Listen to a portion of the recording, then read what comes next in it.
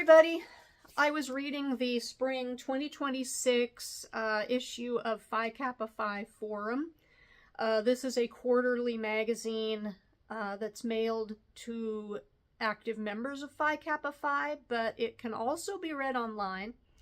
And in it, there is a recurring column by forum editor Danny Heitman that's called Forum Flashback, which looks back upon and updates information about a pressing issue.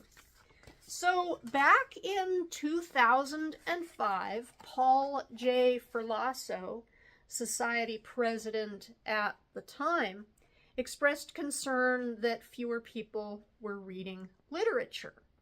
And so now, in spring 2026, Heitman revisited Ferlasso's concern that fewer Americans were reading literature and added that since then, the news about reading has gotten more sobering.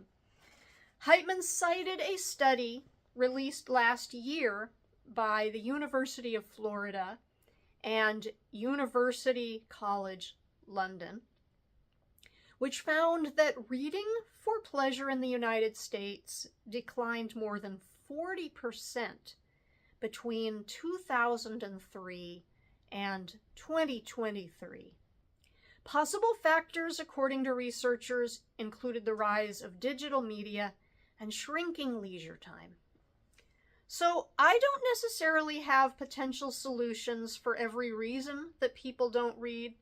Instead, I want to emphasize that for those of us who do love to read, it's important that we feel comfortable being visible as readers. I work in a library serving young people, and when young people come to the library, I hope that they grow up to love reading like I do. So I display signs that I hope will promote a reading culture. So the first one is this currently reading sign. I got the idea and I based my design on a sign created by Andrea Trudeau. And so on it, I display a picture of a book that I'm currently reading, and then right next to it, I put a brief description.